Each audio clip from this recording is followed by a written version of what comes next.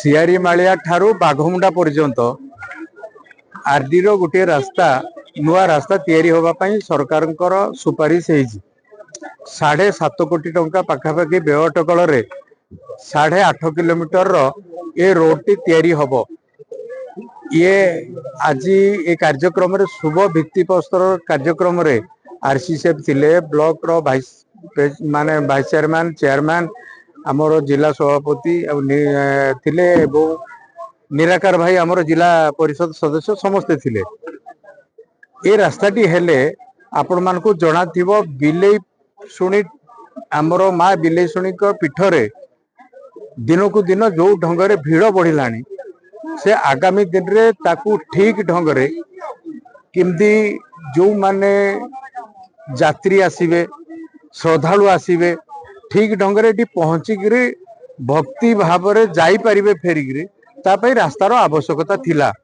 या पई आमे निष्पत्ति नेइथिलु तुरंत केमती रास्ता करा जिवो। आरडी विभाग तरफ ये रास्ताटी हेजी 7.5 कोटी टंकार ऊर्ध्वर तैयारी होजी रास्ता। मु आज समस्त को विशेष करी आपण मानकु सांबादिक भाई मानकु मध्य धन्यवाद देवी आपण मानकर सहयोग कारणरू आपण माने आगको ए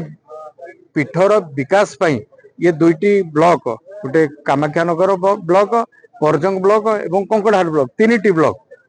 तीनिटी ब्लॉक रो ये संयोग करुथवा ये रास्ता ये निश्चित भाव बहुत लोकंकर उपकार रे आसीबो। आमर ये जो रास्ताटी अच्छी बाघमुंडा ठारू परजंग ब्लॉक बॉर्डर सियारी मालिया तार एस्टिमेटेड कॉस्ट 8 कोटी 7 कोटी 4 लाख रे रत्नाकर राउत एजेंसी पाइछनी कामटी को आमर 26 जून 2026 रे एग्रीमेंट कराई 25 मे 2027 सुधा कामटी सरी जवार व्यवस्था रही अछि। आम रास्ता तिर लंब रही 8 किलोमीटर 490 जो थ्रू को आमर पिचु हम 6 किलोमीटर 560 कंक्रीट हम 1930 मीटर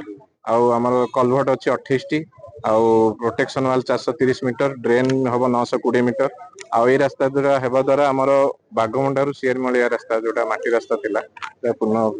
वर्षा दिन भी आम लोक जीवा आशा कर आमर जो रास्तार टॉप लेवल जो लेवल रहिबो ता हिसाब रे ड्रेन टा करा